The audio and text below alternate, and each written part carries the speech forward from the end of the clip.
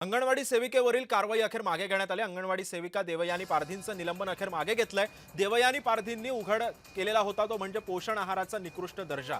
पांढरा वाटाणा शिजत नसल्याचा आरोप त्यांनी यावेळी केलेला होता आणि त्यांच्यावरती कारवाई करण्यात आलेली होती। त्यानंतर अंगणवाडी सेविका देवयानी पारधी यांनी आपल्या इंस्टाग्राम अकाउंटवरती एक व्हिडिओ सुद्धा शेअर करत अन्न आणि औषध प्रशासनाचे आयुक्त तुकाराम मुंढे यांना या निकृष्ट अन्नावरती तात्काळ बंदी घालण्याचं आवाहन सुद्धा केलं होतं।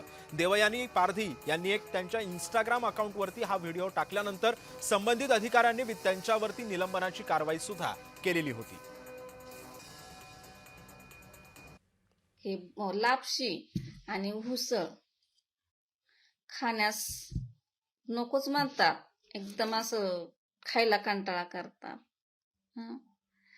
मला सांगा, जर हा वाटाणा शिजत नाही, भरडा लापशी व्यवस्थित होत नाही, तुम्ही तरी तुमच्या मुलांना असा आहार खाऊ घालाल का हो?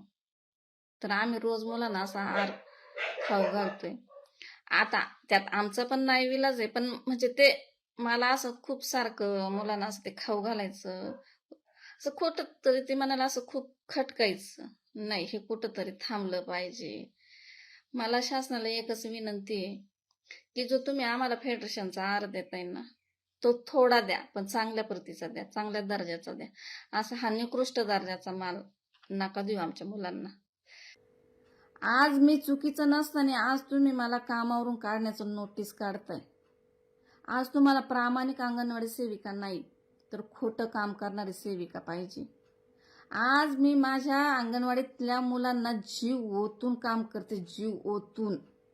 मला रडू येतं। आज त्या मुलांना माझ्या पोटच्या लेकरांसारखं मी जपते, पोटच्या लेकरांसारखं। आणि आज आयसीडीएसच्या अधिकाऱ्यांनी मला अंगणवाडीतून कमीचं नोटीस काढतायत। जर मला माझ्या जीवाला काही झालं तर माझ्या माझ्या 2 मुलांची जबाबदारी आयसीडीएसच्या अधिकाऱ्यांनी उचलावी।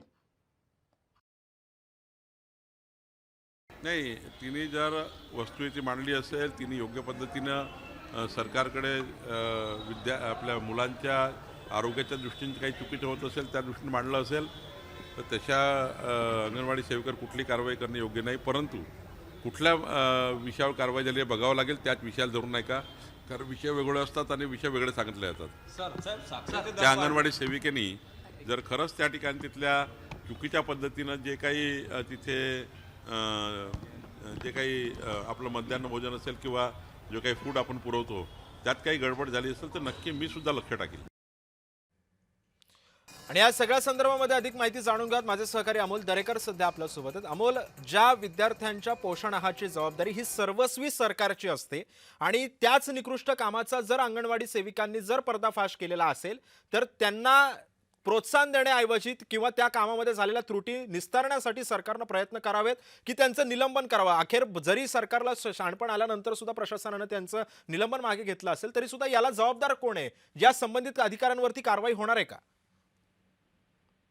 नक्कीच सिद्धेश, आपण पाहतो की शालीन पोषण आहारामध्ये या ठिकाणी मध्यान्ह भोजनाच्या माध्यमातून या ठिकाणी विद्यार्थ्यांना असेल किंवा अंगणवाडी सेविकांच्या माध्यमातून स्तनधार माता असणाऱ्या यांना या ठिकाणी खरं तर कडधान्य असेल, भरडधान्य असेल किंवा पौष्टिक आहार या ठिकाणी देण्याचा प्रयत्न शासन नेहमीच करत असतं। शासनाने केलेल्या या पुरवठ्याच्या ज्या काही पुरवठादार आहेत त्यांनी निकृष्ट दर्जाचा जर आहार पोहोचवला आणि त्या अनुषंगाने जर एखाद्या सेविकेने जर तो मुद्दा मांडला असेल तर यावेळी प्रशासनाने मात्र त्यांनी जे इंस्टाग्राम किंवा सोशल मीडियाच्या माध्यमातून ही गोष्ट मांडली यावरून तिचं निलंबन केल्याचा दावा केला गेलेला आहे। ही इंस्टाग्राम किंवा सोशल मीडिया ही पोस्ट करण्याची जागा नसून ती संबंधित अधिकाऱ्याकडे तक्रार करण्याचा पाठपुरावा करणं गरजेचं आहे। अगदीच अमोल, त्यामुळे एकंदरीतच आता या सगळ्या सारखे प्रश्न किंवा या सगळ्यासारखे मुद्दे पुन्हा एकदा भविष्यामध्ये उपस्थित होऊ नयेत आणि विद्यार्थ्यांसाठी सकस आणि चांगला आहार मिळावा अशी आपण आशा बाळगूया। धन्यवाद आपण दिलेल्या सविस्तर माहितीबद्दल।